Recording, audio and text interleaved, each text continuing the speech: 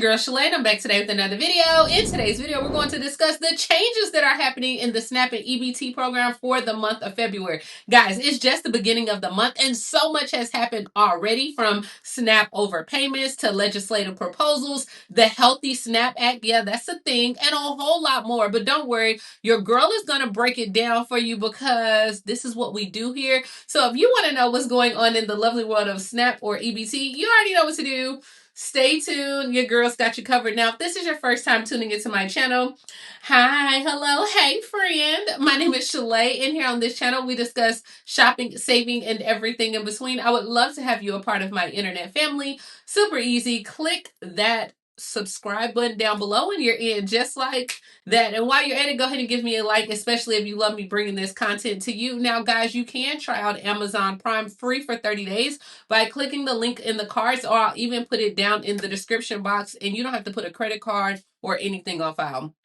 All right, so let's go ahead and jump right into it, because we've been hearing different segments of the Healthy SNAP Act, which wants to exclude like benefits for junk foods, soft drinks, and a whole lot more. So Congressman Josh Burkine.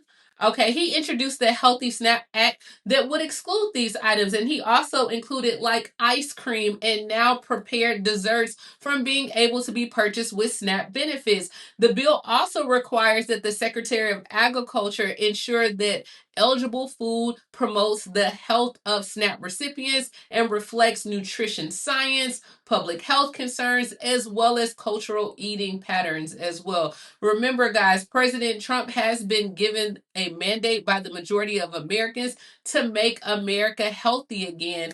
And those in his administration, like RFK Jr., Senator Marco Rubio, they have directly advocated for eliminating this junk food purchases with your EBT cards. Now, this legislation is advancing because of President Donald Trump's agenda to ensure that SNAP is only used for those nutritious foods. Now, in the last video when we talked about this, a lot of people in the comments had various opinions. Some people thought that, hey, they did not believe that you should be able to purchase junk food, but if you want to get it, then buy it on your own dime. And then other people felt like, why is the government policing what I buy as well? And so they're like, look, let me know down below, what do you think about this? Do you think that, hey, you should be able to purchase what you want and you don't have to worry about it? Or do you think that the federal government should be able to regulate it as well? Now, so many different things are going on as well, so we'll see how this goes. But over 42 million Americans right now are currently receiving SNAP benefits, so that's about 1 in 8 or whatever, and more than 20% of all federal SNAP spending, it does go towards the purchase of junk food or sugary drinks or even ice cream as well. And so their thought process is that, hey, if we can eliminate this 20%, that will help save like people from being obese. And then not only will it save people from being obese, but then they won't have to actually get on Medicaid. And then they will see a savings in taxpayers' funds for programs like Medicaid as well. So it's kind of like a domino effect, but let me know what you think, because it doesn't seem like it's going anywhere right now. Now, also legislation was introduced to increase SNAP payment accuracy levels as well. So U.S. Representative Randy Finstra, as well as U.S. Senator Joni Ernst, they want to strengthen the accountability of the SNAP program.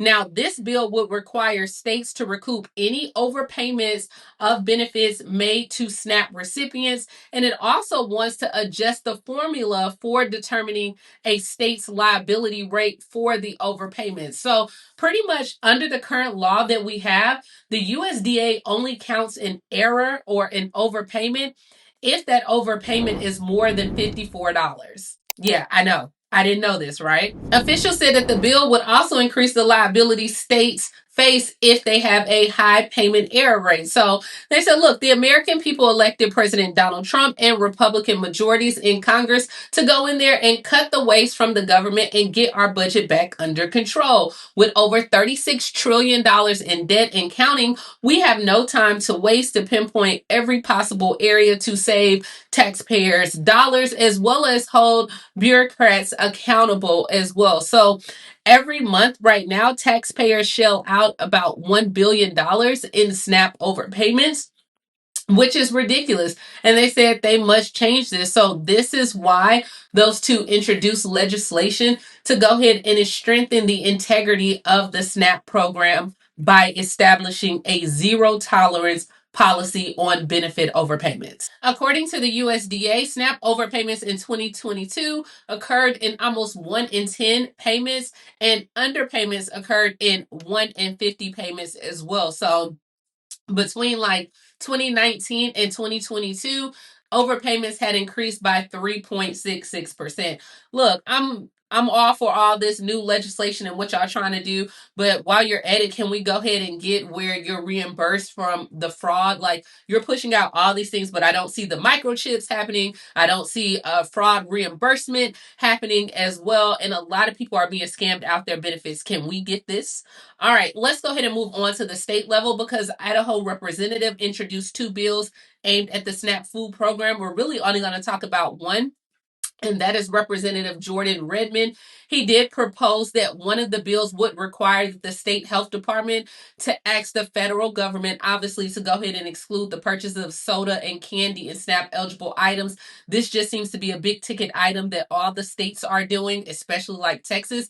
And then the other one he wanted to add photo identification to the benefit cards for the people that use the EBT program, which I think some states already have that. Let me know down in the comments as well. But he introduced both bills, and the members in Idaho, they had a lot of questions. The bill to add a photo to an existing EBT card would cost $738,000 just as a one time to get it going, and then another $411,000 in ongoing costs. And he's like, look, this would address the state's food insecurity issues by not allowing fraud to happen behind the scene in trading of cards. So he's like, people are using and trading cards, and this is why fraud is happening. A lot of people said they didn't want to vote for the bill just right now, and they couldn't support it the way that it was currently written. And then people had questions about, like, what about those who have disabilities, who may not be able to go to the grocery stores themselves, or what about seasoned seniors? And then he responded that that person could grant like a power of attorney to another person to use their EBT card on their behalf. Now, he said the bill would allow for exemptions to households that don't include like adult member households, or in which all adult members are seasoned seniors as well. And then also with households in which adult members in the household pretty much have like religious objections to being photographed as well. I think this is a bunch of baloney. I don't think that you should spend that money. Like I said, the money that you want to put for this, issue people back their money back that has been stolen from them. If they do decide to go forward, they would have to seek a federal waiver to go ahead and change how they would administer the program. If they cannot obtain it, then the Department of Health and Welfare would be required to request such a waiver annually until one is granted.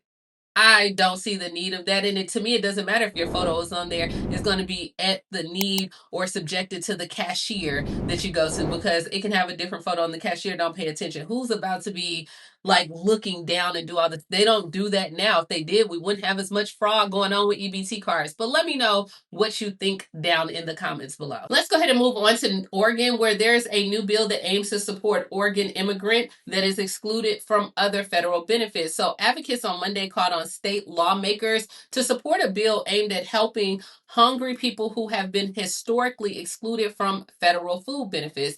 Now, guys, this goes against what the current administration administration wants. But hey, they're like, look, because of their immigration status, no one, no matter their background, their zip code, their circumstances, should ever have to go to bed hungry. That's just not a belief. It's a conviction that drives everything that we're fighting for. So in Oregon, if this is passed, then it would establish that the Food for All Oregonians program in the Department of Health and Human Services, with the goal of helping people who cannot get federal food assistance. So this would be like your immigrants, your migrants as well, and they want to help them. Now, this bill would also help people under the age of 25 and over the age of 55 as well. It's not clear how many people would benefit from the program, nor how much this would cost at all. But as of right now, federal SNAP benefits, guys, they have never been available to immigrants who do not have legal documentation proving their citizenship anyway. And advocates, they did try to pass like similar legislation like this in Oregon in 2023, but that bill died in the committee as well. So advocates are like, hey, the legislation is necessary now to go ahead and support immigrant as well as refugee communities amid the slew of new policies that we are receiving from President Donald Trump's administration. Let me know down in the comments below, what do you think about this, as well as what do you think about these changes, having and a picture on your EBT card, or the healthy snack or the healthy snap act where you can't purchase what you want to purchase. And even something such as a SNAP overpayment. Like, I had no idea that your payment only started with at $54, but now if it's, zero tolerance, the moment you have $1 or $2, anyone now can have to overpay for or pay that money back as well. I think this is just going to be a administrative nightmare for those that are working in the Department of Health and Human Services. They already overwork, understaffed, and deal with too much paperwork, but now we're going to add more to it. But let me know. I would love to read your comments down below, as well as, hey, we're only almost a few weeks into this thing, and it feels like January has been a whole year, but we are here. And as always, please like, comment, subscribe, grab you some Amazon Prime, and I will talk to you later, Gator. Bye, guys.